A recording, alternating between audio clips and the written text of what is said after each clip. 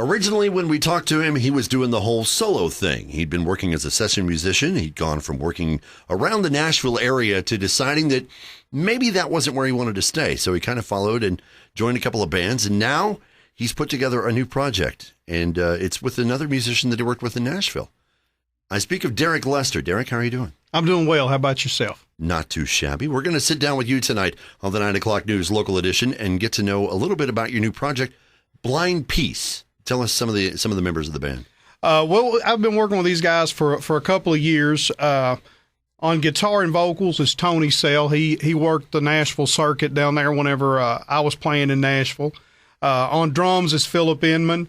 And we're blessed. I'm extremely blessed because we've just added a guitar player, and he just happens to be my son, my stepson, but he's my son, and J.W. Gregory. Glad to have him on board. He's an amazing guitar player. Well, go ahead and say hi. Hello, how's everybody doing? So now that you've got the lineup rounded out, you guys have started working on some music. What is your overall sound? It's just going to be classic rock. I mean, it's just straight ahead classic rock. Just kind of like I said before with my solo stuff. I'm not trying to reinvent the wheel. We're not either. We're just it's good, just hard rock, classic rock. We're going to get to know more about that sound, more about Blind Peace, as we sit down with them tonight and find out about them on the 9 o'clock news local edition. We'll do that over the next couple of hours here on Rock 93.7. It was, I don't know, a few months ago, I guess, when we sat down and had a conversation with Derek Lester about his solo stuff. And I think at that time, we mentioned the band Blind Peace. Tonight, we're getting to know more about that band on the 9 o'clock news local edition on Rock 93.7. Derek, in studio with me tonight, and I'm horrible. JW, right? That's correct. He is your guitarist, your stepson. Yes. So it's kind of like, I know a guy who can get you in a band. Is that how that worked out? Well, not exactly. Not exactly. It's just more of like, I've been playing guitar a long time, and now I can play in a band. When did you start playing guitar? I've been playing guitar now for I'm 20 years old, so going on about 12 years. So was it a hard effort to learn, or is it just you picked it up and you knew it? It took not as much practice as a lot of people would say it did. I picked it up rather quickly. Of course, my stepdad, Derek, here plays bass. My grandfather plays guitar. My dad plays guitar. It sort of came a little bit more naturally for me than most. What style would you say you play? Mainly growing up, I listened to a lot of thrash metal, play a lot of metal, Megadeth, Iron Maiden, stuff like that. But recently I've been getting into guys like Joe Bonamassa and playing some just rock and roll music with Derek. No chance you're going to break out with a classical band, leave him behind? Well, if Yngwie Malmsteen ever calls me up, we may. I don't know.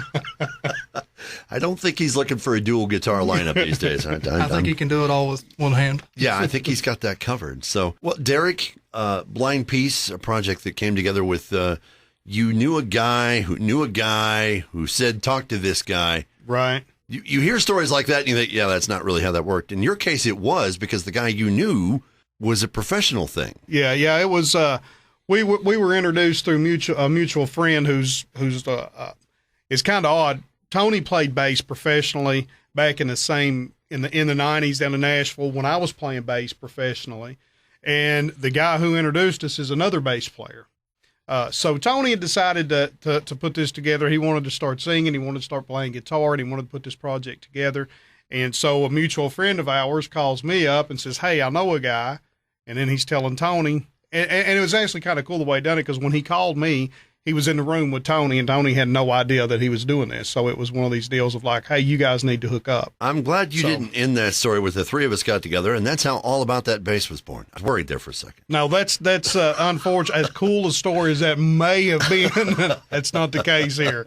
You knew of him on the professional circuit. You guys had actually never met back then. Right. You just knew about each other's work. Yes, that's correct. Now, that circuit was up in Nashville. Yes. You are now in Kentucky. So You both ended up there, or? Well, I'm from Monticello originally, and he's from Albany, and it's like 20 minutes apart. So we grew up playing the same stuff, playing the same circuit, even back home, and then we ended up down in Nashville. Never knew each other, so it was... So this is overdue. So you're still playing bass. Did he change off his instrument, I guess? Yeah. He wanted to go to guitar and vocals.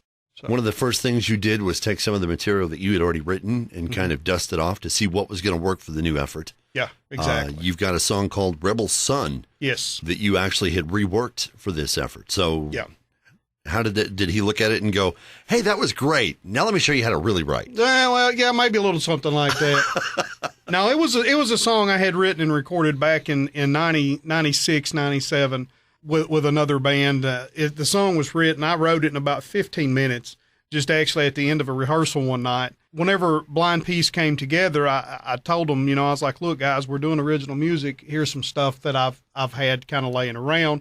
And they listened to some of the stuff, and they really liked it. So we kind of put our own spin on it. All right, well, let's give it a listen. It's Rebel Son. It's Blind Peace on the 9 o'clock news local edition on Rock 93.7. It was a couple of bass players deciding that with their history, they shouldn't do anything else other than get together to make a band, and that's kind of how it came about.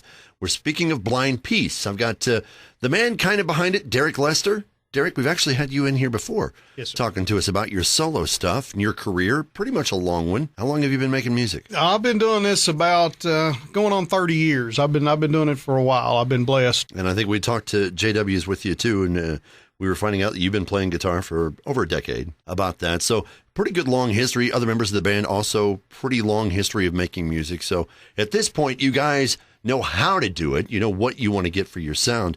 When it comes time to put together songs, does that experience make it easier, or does it bring in the egos that kind of overshadow? Well, this is one of the easiest projects I've ever been involved in. There's no egos at all. It doesn't matter who comes in with whatever.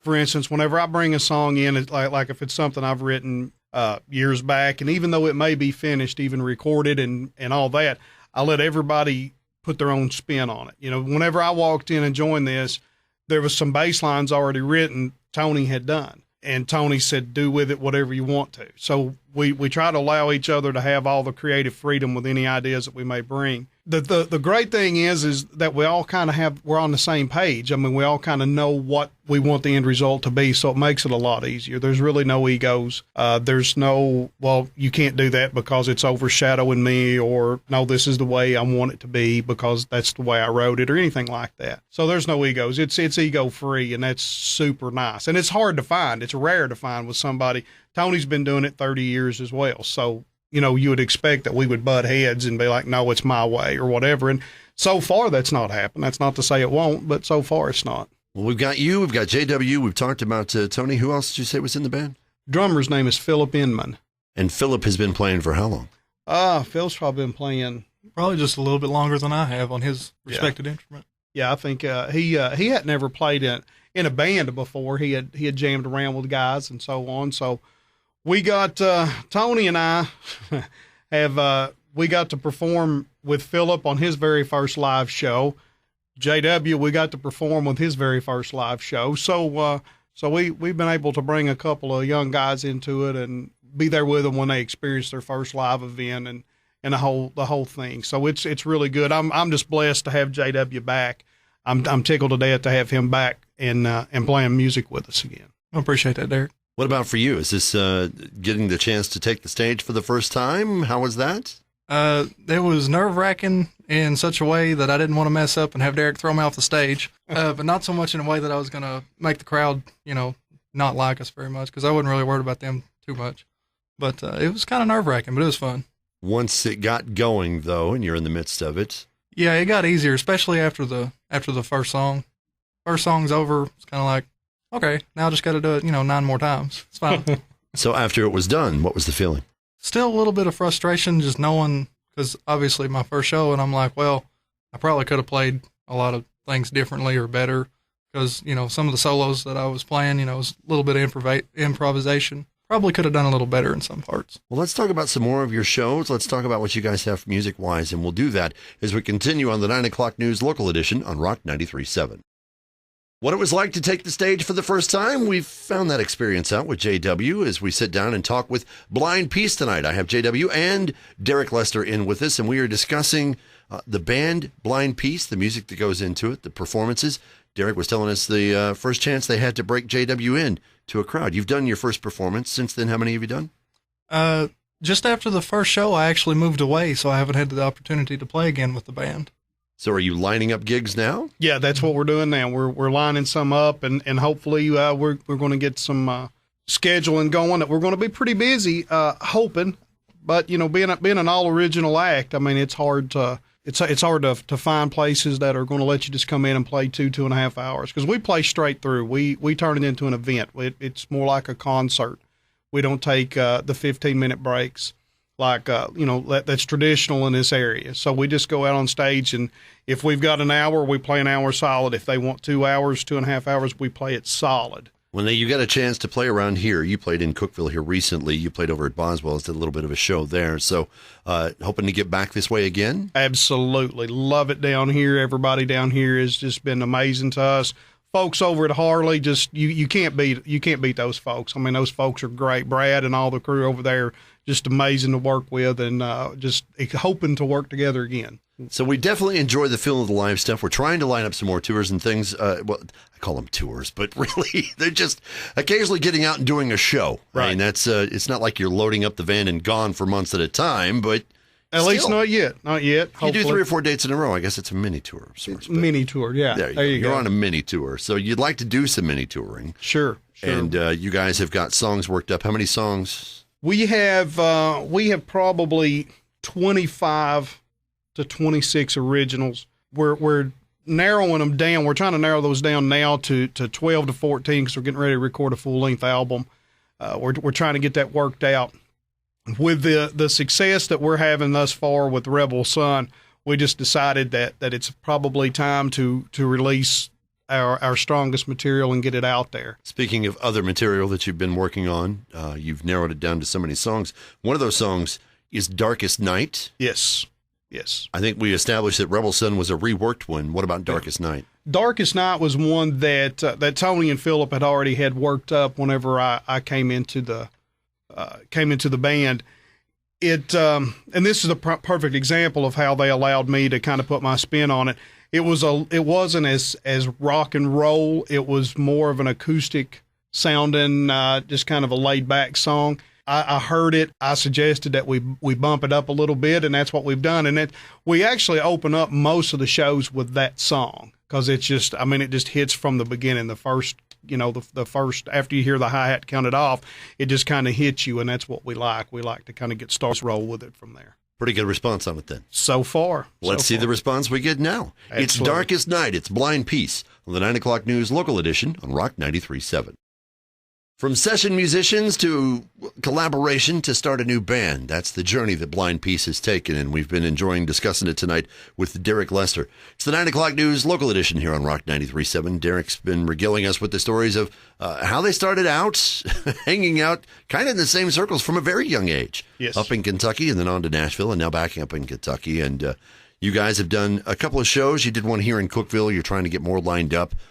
You've got songs that you're working on getting together for an album. As far as a website, yes, you guys are online. Yeah, we're online. We got Facebook, we got Twitter, Reverb Nation.